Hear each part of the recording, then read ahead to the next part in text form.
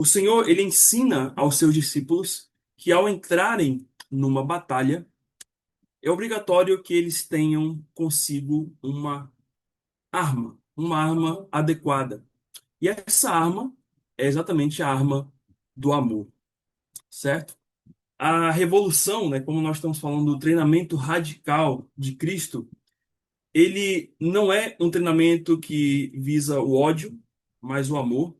Não é um treinamento que visa a violência, mas a bondade.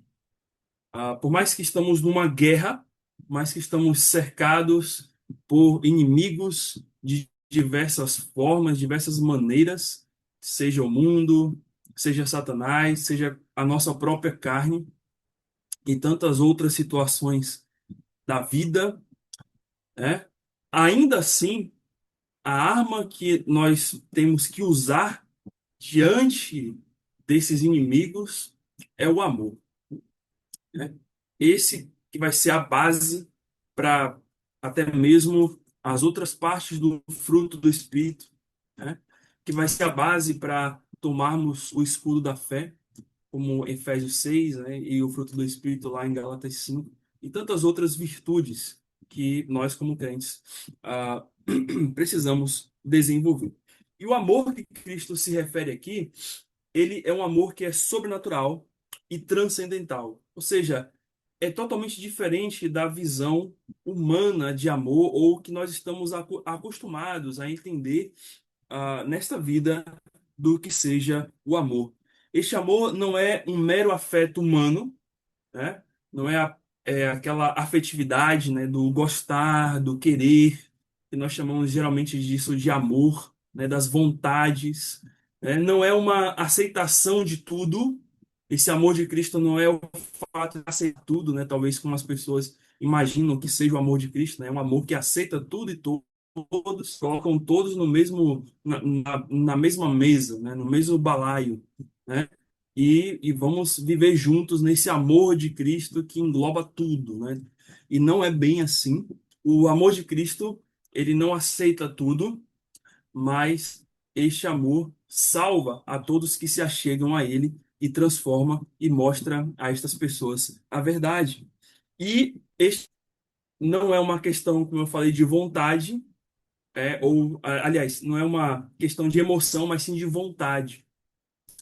Ou seja, é, a vontade que eu digo aqui é no sentido de mandamento, né? Nós somos chamados a viver esse amor, a exercer este amor, mais do que viver uma mera emoção, né? Ah, muito bem. Então, nesse sentido, MacDonald ele aponta aqui que os discípulos jamais impactarão o mundo se não estiverem acima da carne e do sangue. Ou seja, o que que ele quer dizer com isso? O que que ele quer dizer acima do que a carne ou do sangue? Ah, as pessoas que não conhecem esse amor de Deus, elas são tomadas completamente de surpresa quando encontram esse amor. E elas sabem como reagir quando são amadas, certo? Elas respondem com amor. Mas também elas sabem reagir quando não são amadas. E geralmente elas vão responder com o contrário, que seria com o ódio. Mas quando, né? Quando elas são grosseiras para conosco, a atitude que Cristo nos chama, né, é não pagar o mal com o mal, a grosseria com a grosseria, mas pelo contrário, de frente da lógica humana, nós devemos responder com bondade. E é isso daqui que é estar acima da carne e do sangue. Responder ou reagir a, na carne ou no sangue é realmente dar aquilo que o outro me deu. Então, exemplo, se o outro me deu amor, então eu exerço amor. Se o outro me deu ódio, então eu exerço ódio. Então, fazendo isso, eu estou vivendo exatamente a sangue, né? Agindo conforme os meus impulsos, conforme as minhas emoções, conforme aquilo que eu achar que eu devo fazer com base nos meus sentimentos. Então, o amor pelo qual Cristo nos chama aqui está acima dessa lógica das reações humanas, que é exatamente porque ele fala aqui, né, acima da carne e do sangue. E está em pensar exatamente no que este amor propõe, no que este amor de Cristo nos propõe. E é por isso que lá em Lucas 6:27, se você abrir sua Bíblia, e na sequência ali a gente viu até o versículo 25, 26, né? Na semana passada, fechamos ali quem eram os discípulos de Cristo, e agora nós vamos ver a partir deste versículo, né? Ah, Note que este versículo ele começa da seguinte maneira, né? A parte A dele diz assim: digo-vos, porém, a vós outros que me ouvis. Então, note que Cristo ele começa ali no versículo 20 a 23, falando sobre quem são seus discípulos. Depois ele foca a sua audiência naqueles que não são seus discípulos. E depois do 27 ele retoma a audiência daqueles que eram seus discípulos. Porque ele diz: digo-vos, porém, a vós outros que me ouvis. Né?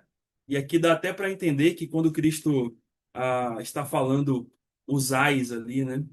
Quem não eram os discípulos dele, essas pessoas que estavam ali vindo a Cristo, talvez começam a desdenhar, ou começam a sair, ou começam a deixar aquela, aquele, aquela a ouvir aquele sermão, né? E começam então a ignorar a mensagem de Cristo e não querer ouvir a mensagem de Cristo. A gente pode deduzir pelas palavras de Cristo, né? Porque ele diz: digo-vos, porém, a vós outros que me ouvis, né? Que dão atenção à palavra dele. E aí ele volta de novo à audiência que seriam dos seus discípulos. E ele fala: amai os vossos inimigos, né? Amai os vossos inimigos. E aqui é interessante, porque amar os inimigos vai contra toda a natureza humana. Mas na causa de Cristo, não basta amarmos as pessoas que nos amam, porque isso até mesmo os bandidos fazem, né? As pessoas más fazem. Óbvio, a gente também, né? Nós somos maus. Mas aquelas pessoas que demonstram a sua maldade, né? As suas com atrocidades, até mesmo elas podem ser capazes de fazer isso. Não basta sermos bondosos com aqueles que nós gostamos, porque até mesmo ah, pessoas ruins, perversas, também são capazes de fazer o mesmo. E não basta emprestar com esperança de devolver, né?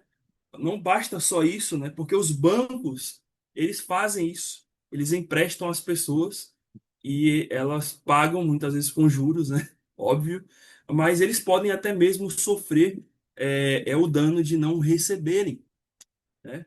Então, não é esse tipo de amor, não é esse tipo de mentalidade em dar e receber que o Senhor Jesus espera dos seus discípulos, certo? Mas ele até em Lucas 2 a 33, que são os versos que nós vamos ler, que eu vou pedir para que um irmão possa ler ou uma irmã, ele vai mostrar que o amor recíproco, o amor condicional ou o amor interesseiro é proibido aos discípulos de Cristo. Eles não devem amar dessa maneira. Eles não devem amar esperando a reciprocidade. Eles não devem amar esperando, ou melhor, ou condicionando o seu amar ao amor do outro. E eles não devem ter interesses pelo fato de estarem amando, né? Então eu amo talvez aquele que possa me dar alguma coisa, né? Então isso é proibido do discípulo de Cristo e eu gostaria que um irmão ou uma irmã, óbvio, né, pudesse ler ali os versículos 32 a 33 de Lucas 6. Por favor. Se amais o que vos amam, qual é a vossa recompensa? Porque até os pecadores amam os que amam. Se fizerdes o bem aos que vos fazem o bem, qual a vossa recompensa? Até os pecadores fazem isso. E se emprestai àqueles que te esperam receber, qual é a vossa recompensa? Também os pecadores emprestam aos pecadores para receberem outro tanto. Amai, porém, os vossos inimigos, fazei bem e emprestai, sem esperar nenhuma paga. Será grande o vosso galardão, e sereis filhos do Altíssimo, pois ele é benigno até para com os ingratos e maus. Sede misericordiosos, como também é misericordioso vosso Pai. Então aqui, claro, de forma bem detalhada, né? Não tem nem como a gente ter dúvidas do que esses versículos dizem. Notamos que Cristo ele está mostrando que não é esse tipo de amor interesseiro que ele chama para os seus discípulos realizarem em sua causa, em seu serviço, né? Mas terem esse mesmo amor que é o amor do Altíssimo, esse amor que envolve a misericórdia, né? Que envolve dar sem esperar receber, que envolve agir antes mesmo que o outro agiu, que envolve servir antes mesmo de ser servido. Porque note que ele diz, olha, no versículo 35, amai, porém, os vossos inimigos, fazei o bem e emprestai, sem esperar nenhuma paga. E ele diz, será grande o vosso galardão e sereis filhos do Altíssimo. Obviamente, né? Aqui não está condicionando a salvação ao ato de amar incondicionalmente. Mas o que Cristo faz, como ele faz em outros textos, é dizer que quem tem essa atitude de amar incondicionalmente reflete que é verdadeiramente um filho de Deus. E, obviamente, você só pode ser filho de Deus se você compreende o amor incondicional de Cristo e se você é transformado por esse amor. Então, uma coisa leva a outra. Então, na sequência. Cristo nos chama, portanto, a ir além do que é meramente humano e estar naquilo que manifesta a vida divina, se quisermos impactar o mundo. Então, se eu quero realmente ser um discípulo engajado na causa do Senhor, testemunhar às pessoas, mostrar a diferença, né? De quem somos como crentes e daquilo que é o mundo, então eu preciso amar de um modo muito além daquilo que é o amor demonstrado pelas pessoas do mundo, ou pelo amor, né, entre aspas. E exatamente manifestar uma vida divina, né? É bem interessante isso aqui, porque nós somos chamados à imagem de Cristo, né? E Cristo é Deus. Então, obviamente, nós não somos como Deus, não estou dizendo que somos deuses, mas ele nos chama a viver a vida de um Deus, né? A vida com as características desse Deus, a imagem desse Deus. E é isso que eu tenho que me espelhar. Então, nesse sentido, vamos ver hoje 8 ensinos que podemos aplicar a respeito do amor incondicional de Cristo dentro das situações da vida. Então, vamos bater ou focar aqui hoje, nesse tempo que nós temos curto, nos 8 ensinos. Mas hoje vamos ver apenas um, porque esse aqui já é talvez a base para os outros também, mas esse aqui já nos ajuda a termos uma do que é esse tipo de amor do qual nós somos chamados, tá? A gente começa a entender com mais ênfase sobre esse tipo de amor. Então, 8 ensinos em que podemos aplicar o amor radical de Cristo dentro de situações da vida. Então, o primeiro é: ofereça o bem no lugar do ódio. E aí está na sequência, quando nós lemos assim, eu vou ler todo o versículo, né? E aí vamos focar aqui agora apenas nessa parte B, né? Deste versículo, que diz assim: digo-vos, porém, a vós outros que me ouvis, amai os vossos inimigos, fazei o bem aos que vos odeiam. E aqui a parte B do versículo é exatamente essa: fazei o bem aos que vos odeiam. E, irmãos, isso aqui é bem interessante e profundo.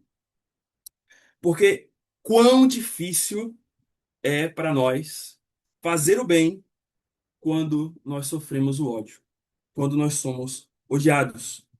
A natureza reativa do homem é agir com ódio, como nós falamos. E é interessante que até a própria palavra que Cristo usa aqui, né, quando ele usa o termo odeiam, ele está usando o termo grego misel, né? Então, a situação aqui, como a gente falou agora atrás, né? 8 ensinos dentro de situações. A situação aqui é que somos odiados, certo? E o termo em que Cristo usa aqui, a palavra ódio, vem do grego misel, né? E esse grego, o termo grego, diz respeito a detestar ou ser perseguido por causa do ódio, por causa desse ódio, tá? Então não é só, às vezes a gente usa a palavra ódio, né? As pessoas estão, o ódio, a gente vê muito desse termo hoje aí em muitos meios, né, que estão sendo usados. E só que essa palavra aqui, quando Cristo usa, ela usa no sentido de perseguição, certo? De pessoas que são detestadas e que sofrem perseguição. Não é só um ódio do qual as pessoas não gostam de mim, né? E querem distância. Mas é um ódio que envolve um ato de maldade.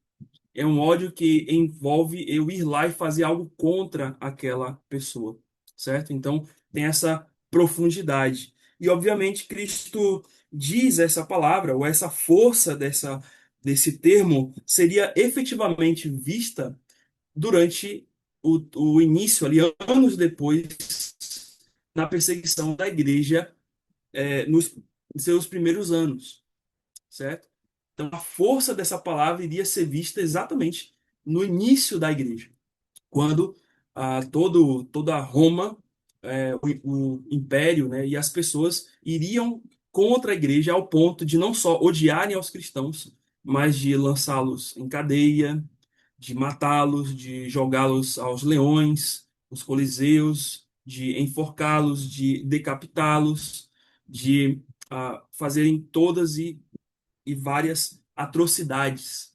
Então é nesse sentido aqui a palavra ódio, né, como talvez algo profético, né, Cristo já olhando para o que iria acontecer com os crentes, e esse é o termo que ele utiliza aqui para descrever a palavra ódio, certo? Mas, mas qual então a reação dos crentes diante do ódio? E aí a reação é fazer o bem. Como ele diz, fazei o bem, que vem do grego poiel kalos. E esse termo aqui é um termo bem interessante, por isso que eu destaquei aqui, vamos trabalhar ele, tá? Essas duas palavrinhas gregas, poiel, kalos. E quando a gente entender essas palavras, você vai ter uma ideia do que Cristo estava dizendo aqui, né, diante deste ódio que viria contra os seus discípulos, né? Esse ódio que detesta e que persegue, né? Ah, e nós vemos então, poiel. O que seria poiel, né? Poiel é o verbo, né? Fazer, né? Quando diz ali, fazei o bem, ele usa o termo, é o termo grego poiel. Que esse verbo poiel é um verbo bem interessante. Ele é um verbo que a nossa palavra poema deriva desse termo grego poiel, né? Só para vocês terem ideia, né? O que tem a ver, né? Poiel, fazer com poema, né? E vocês vão entender agora. Por quê? Porque esse verbo, ele é um verbo muito genérico, né? Ele abrange uma gama de ações e por isso que vale a pena a gente trabalhar. Eu sei que alguma mensagem, algum estudo atrás aí, eu já falei sobre esse verbo, mas é bom a gente relembrar, porque é um verbo muitas vezes usado nas escrituras, nem sempre é utilizado ele assim, não utiliza-se toda hora, mas ele aqui e ali aparece nas escrituras e nesse sentido aqui de Lucas 6, realmente faz muita relevância este verbo está mencionado aí, nas Escrituras, né? Como Cristo menciona. E só para vocês terem uma ideia, né? O poiel, que é o verbo fazer, ele abrange uma gama de significados, né? E aqui eu separei pelo menos 5 categorias em que esse verbo ele pode ser visto, né, dentro das Escrituras. Primeiro, ele pode né? Ou no sentido criar. Ele pode ser produzir, você pode traduzir ele como construir, como formar, como gerar, né? E aí vai do contexto da palavra, né? Do texto, né? Ele pode apontar para ações cotidianas, como preparar, arrumar, aprontar, adquirir, gastar.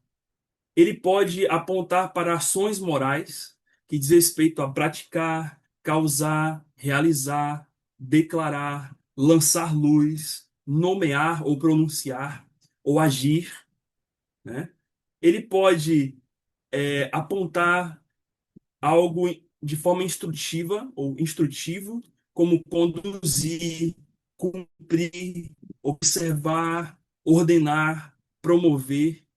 E ele também pode ou se refere a algo relacional, que seria apresentar alguém ou fazer algo com alguém.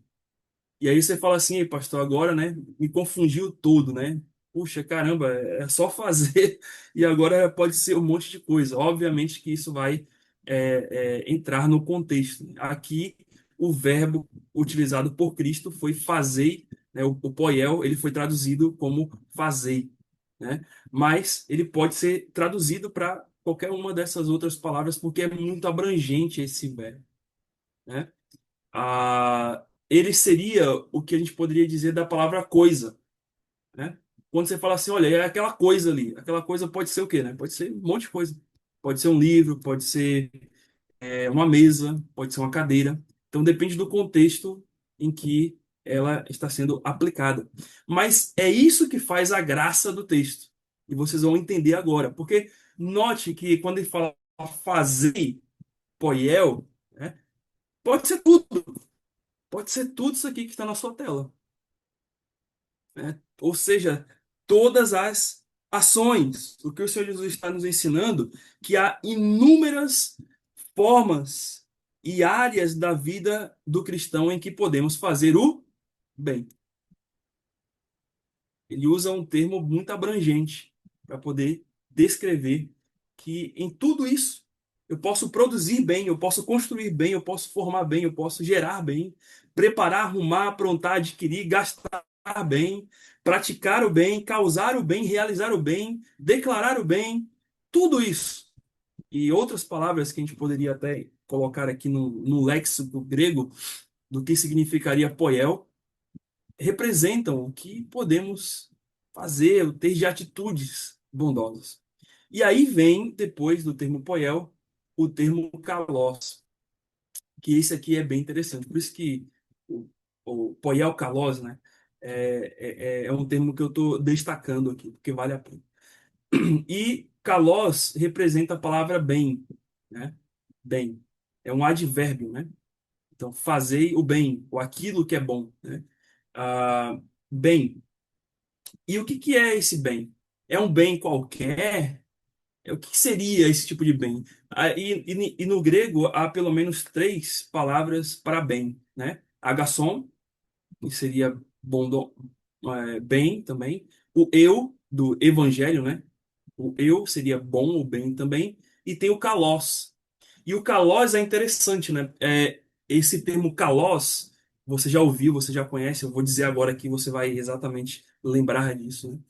É, você já ouviu de um pássaro chamado calopsita, né? E esse pássaro, por que que ele é chamado de calopsita?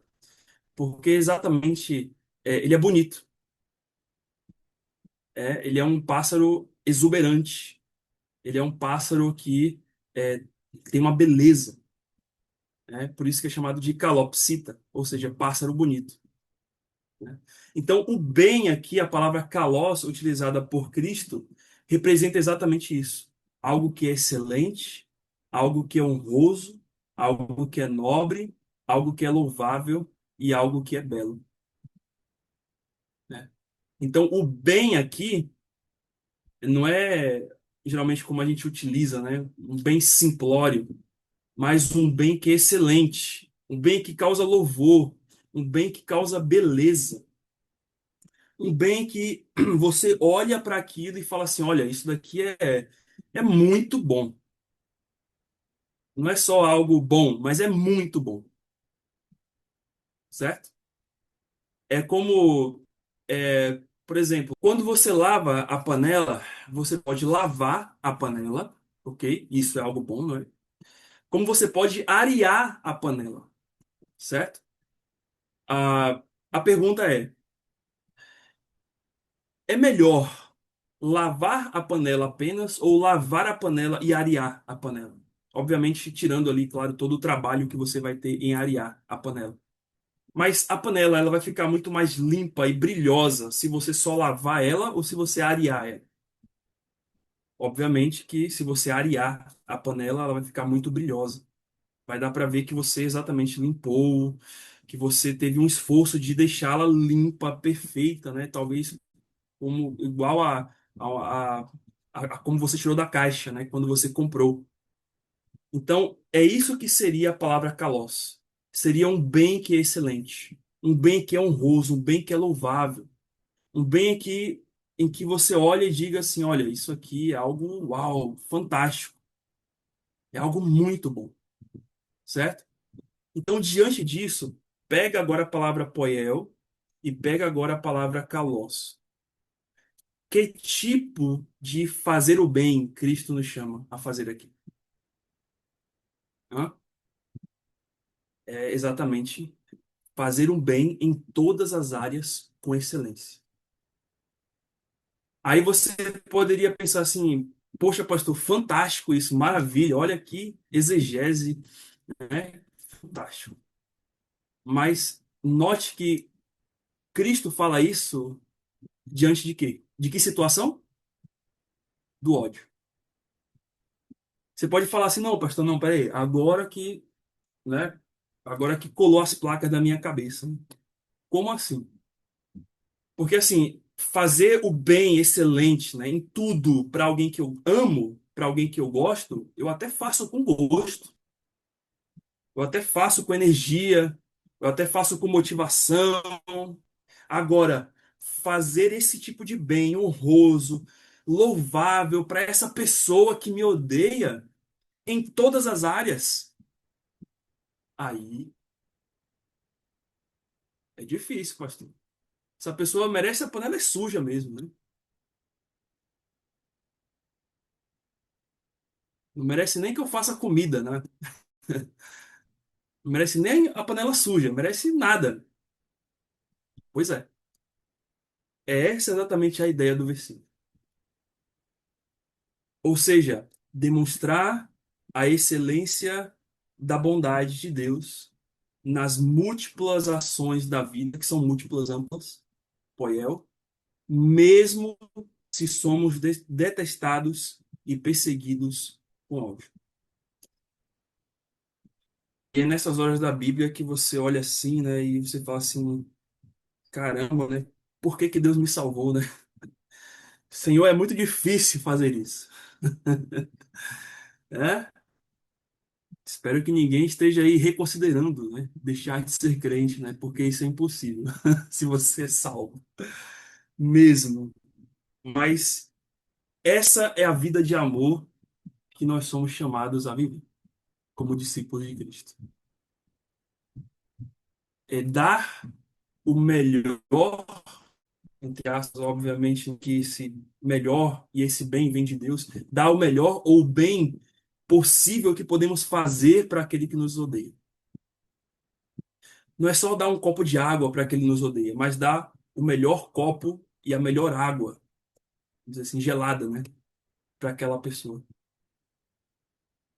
É oferecer o melhor, muitas vezes, àqueles a quem, na verdade, humanamente falando, mereciam, ou melhor, né, entre aspas, né, considerando a nossa lógica, mereciam o desprezo, mereciam o ódio, como eles mesmos fazem contra nós.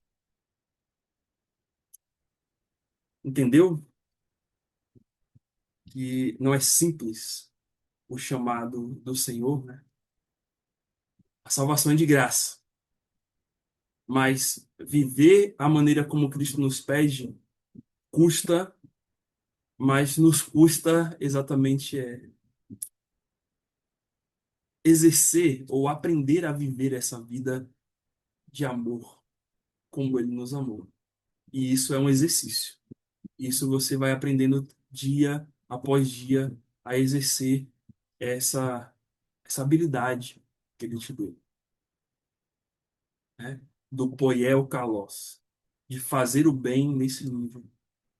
E para fechar o nosso tempo hoje aqui de estudo, eu queria mostrar um exemplo de poiel kalos para vocês. Não sei se vocês já ouviram essa história, mas essa história é de Mitsu Fuchida. Mitsu Fuchida, ele foi um piloto japonês da Segunda Guerra Mundial, né? E ele foi praticamente aquele que arquitetou ou que liderou o esquadrão que ah, lançou bombas sobre Pearl Harbor, né? Que era uma base, ou que ainda é, né? Uma base americana no Havaí, durante a Segunda Guerra Mundial em 1941. Daquela história que eu creio que talvez vocês se lembram dos kamikazes, né?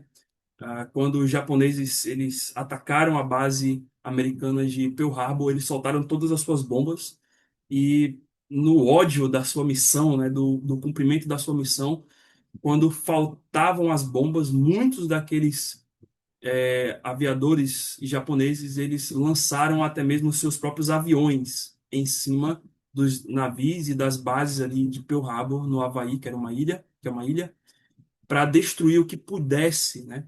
Então era uma missão suicida. Então muitos aviadores japoneses fizeram isso, né? E o Misuzu Fuchida, ele foi o líder desse grupo que foi lá para poder fazer isso, atacar essa base nos Estados Unidos. Porém, o que aconteceu, né? E aí as fotos aí, como vocês podem ver, do ataque, né? São fotos reais, né? Desse ataque. Só que o que aconteceu, né? Isso foi em 41. Em 45, o Japão perde a guerra. E muitos japoneses, né? Quando os Estados Unidos começam a invadir, tomar as terras japonesas, né? Eles vão para campos de refugiados ou prisioneiros, né? E eles são colocados nesses campos e chega o fim da guerra. O Fuchida, ele ainda vivo, ele começa então com, com ódio pelo que aconteceu, ele começa a coletar provas e entrevistas entre os militares japoneses que estavam nesses campos para fazer um dossiê a respeito dos crimes de guerra que os americanos cometeram contra os japoneses, né? E só que ao invés ah, dele ouvir dos japoneses prisioneiros sobre as atrocidades daquilo que, é, que os americanos fizeram contra os japoneses. Eu não estou dizendo que não existiram, né? Mas pelo menos dos contatos que ele teve, na verdade, ele repetidas vezes ouvia a história de soldados que contava a respeito de uma mulher cristã chamada Peggy Covell. E essa mulher cristã, ela ia até os campos de prisioneiros japoneses e distribuía o Novo Testamento para os japoneses, para os prisioneiros japoneses que estavam ali. E aconteceu que ele ficou muito é, pensativo a respeito sobre o que essa mulher, né, estava fazendo lá, e entregando esse Novo Testamento, e todos, ou a maior parte dos soldados japoneses que ele entrevistava falava a respeito dessa mulher que estava entregando o Novo Testamento em japonês entre os prisioneiros. E ele foi querer saber quem era essa mulher e o motivo por que ela estava fazendo aquilo. Então, quando ela foi questionada a respeito do motivo, ela disse que ah, os seus pais, John e Florence Covell, foram missionários nas Filipinas. E eles foram exatamente nas Filipinas. né? E antes dos seus pais morrerem, quando eles estavam vendo a invasão dos japoneses nas ilhas Filipinas, os pais falaram exatamente para a Peggy Covell que e oram para que Deus enviasse uma pessoa que pudesse evangelizar e entregar o Novo Testamento, a palavra de Deus, entre os japoneses, para que eles pudessem crer em Cristo. E exatamente Peggy Covell ouviu esse chamado e a oração dos seus pais e começou a fazer isso nos campos. Então, o Fushida, quando ouviu essa história, isso incomodou ele, né? Importunou ele bastante, ao ponto de que ele encontrou uma dessas cópias do Novo Testamento que essa missionária dava, entregava, e ele leu, começou a ler, e ele se deparou com Lucas 23, 24, que diz assim: Pai, perdoa-lhes, porque não sabem o que fazem. E quando Cristo exatamente diz essas palavras de bondade, ele está onde? Né? Na cruz. Então, note, né? A situação em que Cristo estava e a reação dele, né? E aí ele começou a ficar encucado com isso, né? Do porquê, né? Por que que essa pessoa fez isso, né? Fiz tanto mal, talvez, a ela, aos pais. Os pais dela morreram nas mãos dos soldados japoneses. Era para ela estar com o mesmo ódio pelo qual eu estou dos americanos que mataram os japoneses. Só que Deus é tão maravilhoso que quando ele foi lendo a palavra e se deparando com Lucas 23, 34, ele começou a deixar o seu pensamento odioso por conta da guerra e passou a pensar em si mesmo como um inimigo de Deus. E foi nesse momento em que Cristo veio até ele e o salvou, em que a palavra veio até ele e o alcançou. E aí acontece que o Fushida, ele dedicou a sua vida para pregar o evangelho de Cristo como missionário. Ele morreu em 72, né? E, e aí, meus irmãos, é isso que é impactante, né? É isso que é o Poiel Kalós. Que, de que maneira uma moça que teve os seus pais assassinados pelos soldados japoneses, note só, né? Que invadiram ali as Filipinas, onde os seus pais trabalhavam como missionários. Como que ela pôde fazer isso se ela exatamente não viveu o Poiel Kalós?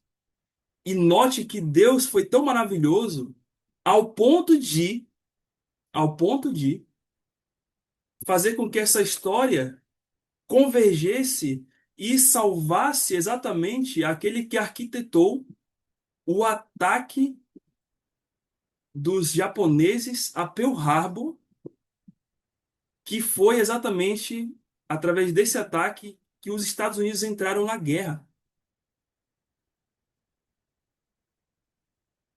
E hoje, né, claro, nos tempos depois da guerra, esse homem que destilou tanto ódio e que comandou uma invasão de destruição de uma nação, agora hoje, ou melhor, naquele tempo, né, se tornou um missionário do Senhor.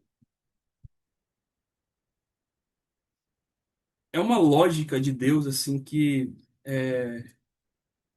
Deus não funciona dentro da nossa caixinha, né? Mas isso nos mostra exatamente que Deus faz florescer o bem que transforma vidas diante das situações mais trágicas. É isso, irmãos, que pode acontecer quando nós respondemos com o bem quando recebemos o ódio. É isso que Deus pode fazer. Obviamente, aqui foi uma situação muito grande, né? Muito bonita no final. Mas às vezes a gente não tem a ideia de como a nossa resposta boa a nossa ação boa diante do ódio, o que aquilo pode surgir de efeito. Então, o mandamento é, né, fazei o bem. Eu vou lá, faço. Faço o melhor que eu posso, faço com excelência, né? Para poder causar uma certa confusão na mente, talvez daquele que está com ódio, para que exatamente ele veja aquilo que Cristo fala em Mateus 5,16, que você exatamente conhece. Quando nós lemos assim: assim brilhe também a vossa luz diante dos homens, para que vejam as vossas boas obras e glorifiquem ao Pai que está nos céus. Essa é a finalidade pelo qual eu faço aquilo que eu faço, eu exerço o poiel kalós